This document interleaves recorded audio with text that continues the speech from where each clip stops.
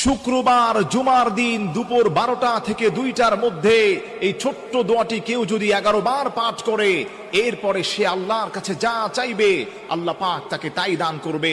আপনি জানলে অবাক হয়ে যাবেন। জুমার দিন হচ্ছে অত্যন্ত গুরুত্বপূর্ণ, যাকে হাদিসের ভাষ্য মতে সাইয়্যিদুল আইয়াম বলা হয়। আল্লাহর হাবিব সাল্লাল্লাহু আলাইহি সাল্লাম বলে দিয়েছেন, এই জুমার দিন হচ্ছে আল্লাহর কাছে অত্যন্ত প্রিয়।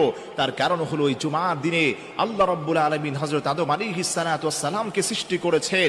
আদম আলাইহিস সালাতু ওয়াস সালামকে শুধু সৃষ্টি করে নাই, জান্নাত জাহান্নাম, একটি বর্ণনায় পাওয়া যায় গোটা কায়নাতকে আল্লাহ রাব্বুল আলামিন এই জুমার দিনে সৃষ্টি করেছেন। আল্লাহু আকবার পড়েন।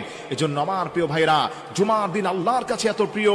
আল্লাহর হাবিব বলেন, এই জুমার দিনে কেউ যদি বেশি বেশি আল্লাহর কাছে দোয়া করতে পারে, আল্লাহ ওই গোলামের দোয়াগুলোকে কবুল করেন। এবং স্পেশালি যদি কিছু দোয়া পড়ে, কিছু নাম নিয়ে দোয়া করে, আল্লাহ তৎক্ষণাৎ ওই দোয়াকে কবুল করে নেন। মনে রাখবেন, শুক্রবার জুমার দিন দুপুর 12টা থেকে 2টার মধ্যে আপনি যদি এই দোয়াটাকে 11 বার পড়বেন, আপনি পড়বেন, ইয়া রাহিমাল মাসাকিন, ইয়া রাহিমাল মাসাকিন, ইয়া রাহিমাল মাসাকিন।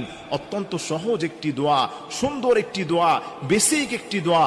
বাচ্চারাও এটা সুন্দরভাবে পড়তে পারে, আপনিও পড়তে পারবেন। আপনি 11 বার যদি আল্লাহর উপর ভরসা করে এটা পাঠ করতে পারেন, এরপরে আপনি আল্লাহর কাছে যা চাইবেন আল্লাহ পাক আপনাকে তাই দান করবেন।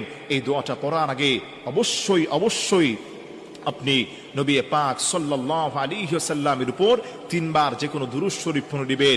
দুরূদ শরীফ হচ্ছে এমন আমল, যে দুরূদ শরীফটা পড়ার কারণে আল্লাহ রাব্বুল আলামিন ওই বান্দার গুনাহগুলোকে মাফ করে দেন, তার দোয়াগুলোকে কবুল করেন।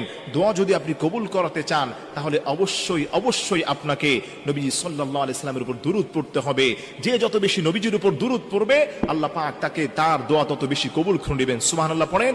একটি হাদিসের মধ্যে পাওয়া যায়, আল্লাহর যেই গোলামটা আল্লাহর হাবিবের উপর দুরূদ শরীফ পড়ার পরে আল্লাহর কাছে হাত উঠিয়ে যা চাইবে আল্লাহ পাক তাকে তাই দান করবেন। কেউ যদি দোয়া করার পূর্বে আল্লাহর হাবিবের উপর দুরূদ শরীফ না পড়ে, ওই দোয়াটা মুআল্লাকুন ফিস সামা, আসমান এবং জমিনের মধ্যবর্তী স্থান এটা ভাসমান থাকে, ওই দোয়াকে কবুল করা হয়।